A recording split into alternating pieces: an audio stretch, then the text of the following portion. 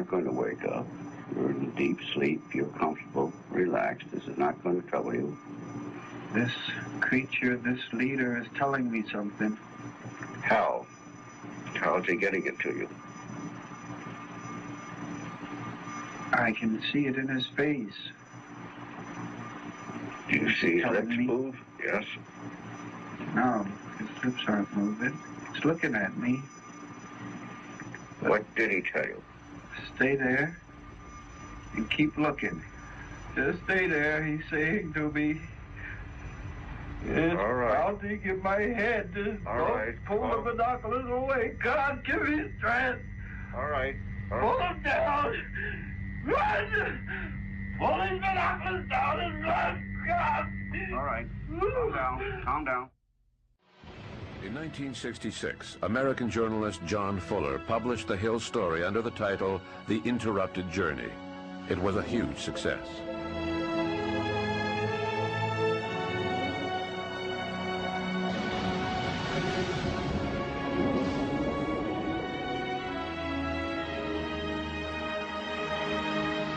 The Hill story contains several details which leave little doubt as to its authenticity.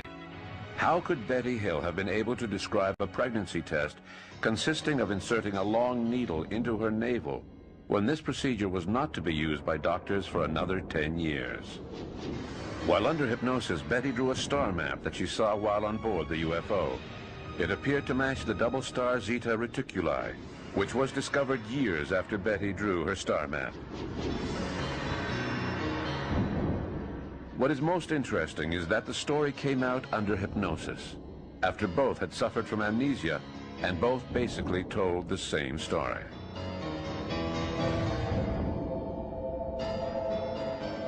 When the abduction phenomenon came to light in the Barney Hill case, there were no theories about it because it had never been reported in any objective way before. And we must always remember it was a skeptical scientist, a psychiatrist who did the hypnosis, who was stunned by what he was hearing and had to assume that this was a folie à deux of some sort that nobody was familiar with all of the effects of what we would now call post-traumatic stress disorder.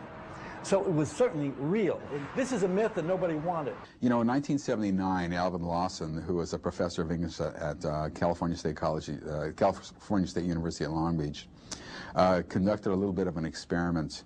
He took 8 students who had not had UFO sightings, which was his filter, and had a hypnotist hypnotize them to see whether they could come out with abduction stories.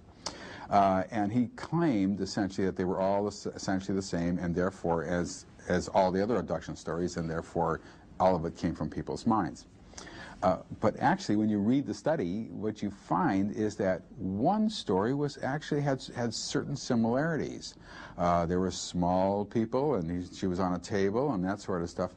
The other stories were all totally different from each other, completely different from anything that we ever learned in the abduction phenomenon. All the UFO abductors that they described were completely different from each other and totally different than anything that we have learned in the abduction phenomenon.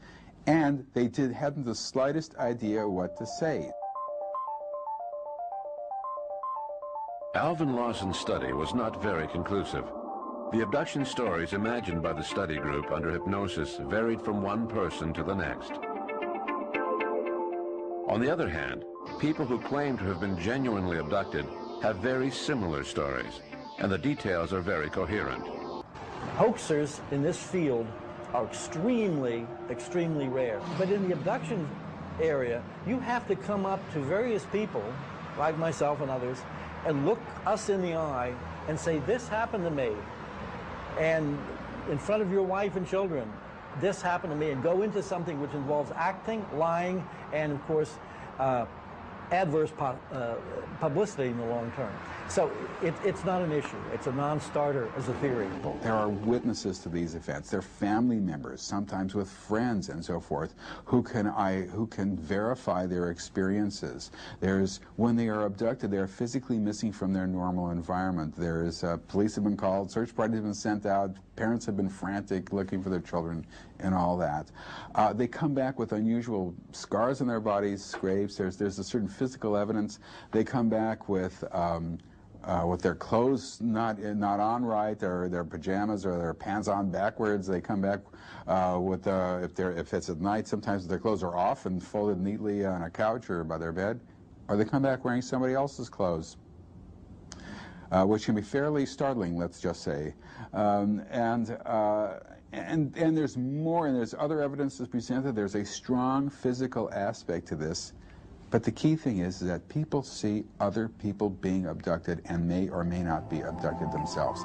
And once that fact is established, it pushes it out of the psychological realm. And that is the fact that all psychologists stumble on.